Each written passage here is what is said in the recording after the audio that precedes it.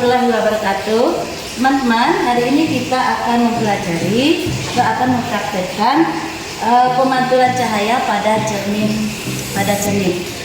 Tujuannya untuk apa? Tujuannya adalah untuk mengetahui sifat sifat pemantulan cahaya pada cermin datar, cermin cekung, dan cermin cembung.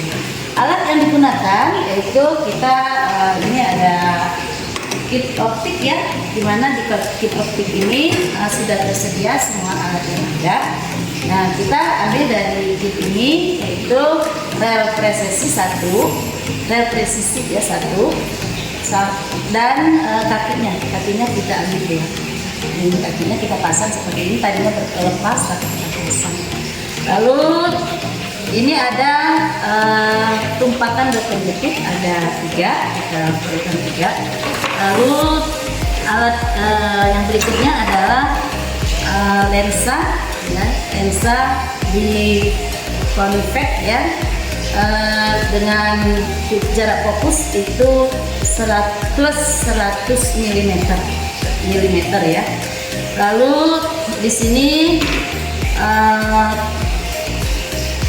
rangkai untuk meletakkan diafragma, kita ambil diafragmanya yang 5 celah ya, 1, 2, 3, 4, 5. Nah, diafragma ini kita masukkan ke dalam rangkainya seperti ini ya, seperti ini. Nah, lalu ini cermin kombinasi, karena di sini ada cermin datar, ada cermin cembung, ada cermin cekung.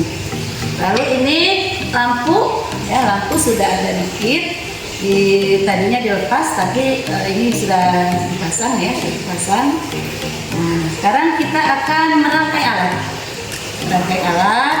Pertama-tama, belum sampaikan, ini kita perlu kabel ya, ada 2 buah kabel. Lalu ini power supply atau catu daya. Catu daya ini nanti kita hubungkan ke sumber AC. Oke, kita mulai merangkai alat. Yang pertama adalah ini belum dijelaskan. Ini adalah meja optik, atau bisa juga berfungsi sebagai layar atau berfungsi sebagai meja. Kita pasang atau kita rangkai alatnya. Yang pertama adalah rel presisi. Lalu kita pasang tumpakannya.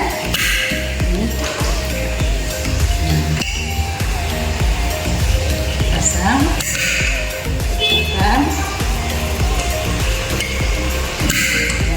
ya.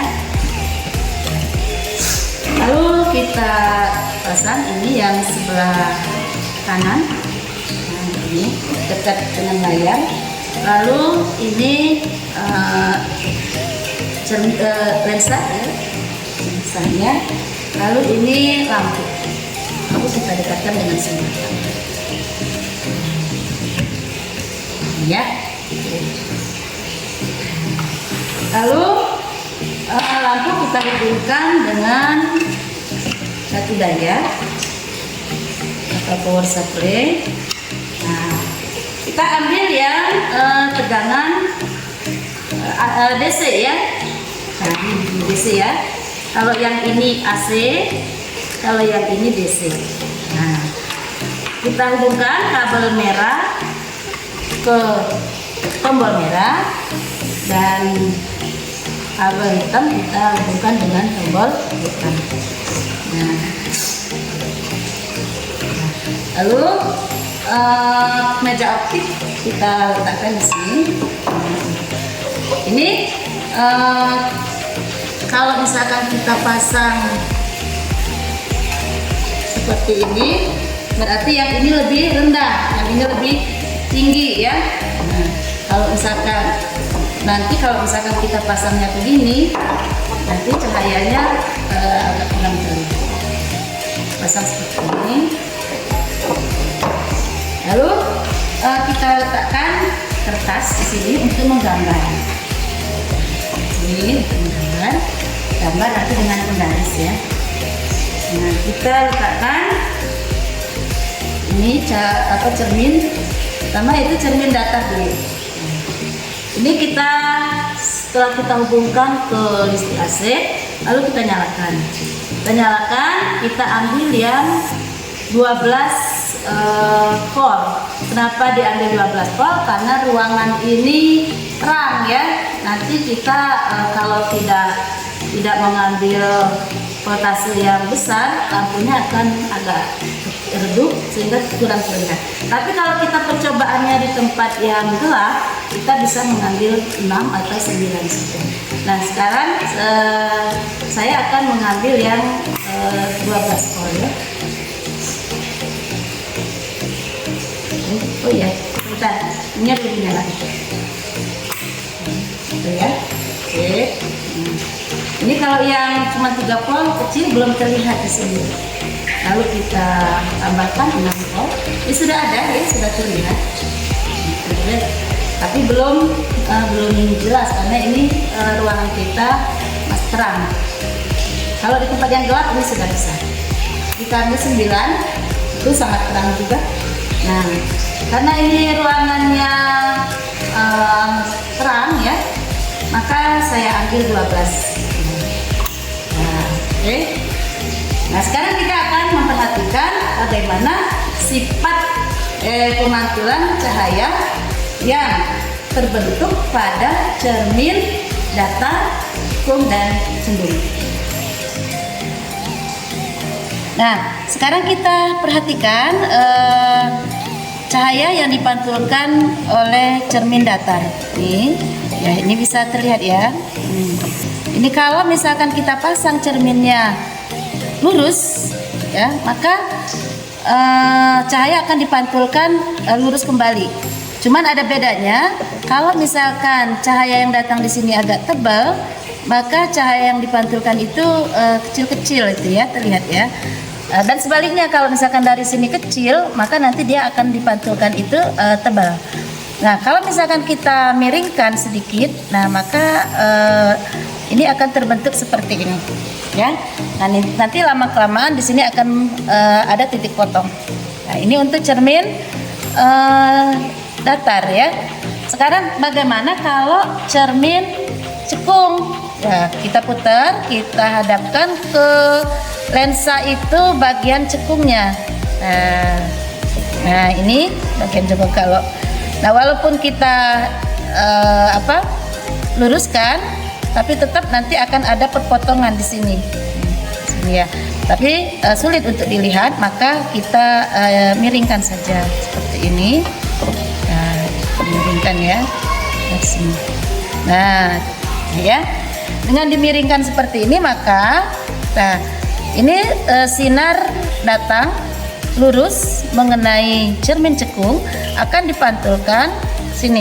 Nah, terus sama yang satunya lagi dipantulkan lagi, ini dipantulkan lagi.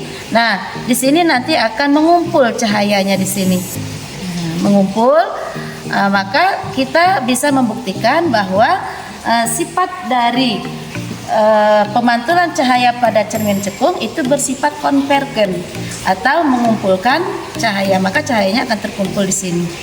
Lalu bagaimana kalau misalkan bagian yang kita hadapkan dengan lensa itu yang bagian cembungnya. Nah, segini ya. Nah, kalau kita hadapkan bagian cembungnya, maka cahaya datang atau sinar datang lurus mengenai cermin cembung, dia akan dipantulkan seperti ini biasa, tapi di sini tidak akan terkumpul. Dia akan semakin lama semakin berjauhan. Maka kita sering teorinya adalah sinar datang mengenai cermin cembung itu akan dipantulkan secara menyebar atau yang disebut dengan divergen. Nah, ini kita sudah membuktikan bagaimana pemantulan cahaya baik pada cermin datar, cermin cekung, dan cermin cembung. Saya ulangi, Kalau tadi cermin cekung dia itu bersifat konvergen, mengumpulkan cahaya, mengumpulkan sinar ya di sini. Nah, lalu nanti setelah dia terkumpul dia bisa nyebar kembali. Terus kalau misalkan bagian cermin cembung, maka dia akan menyebar, tidak bersatu, sehingga disebut dengan divergen. Divergen itu artinya menyebarkan cahaya atau menyebarkan sinar. Kalau konvergen itu mengumpulkan sinar. Nah, inilah yang bisa kita selidiki. Nah, untuk lebih jelasnya bisa saja kita, ini karena waktunya sedikit, kalau waktunya agak lama, ini kita bisa pasang kertas ya. Nah, ini kita pasang kertas. Ini bisa kita garis ya, ini misalkan ini. Nah, nanti akan terbentuk garis lurus dan nanti akan kita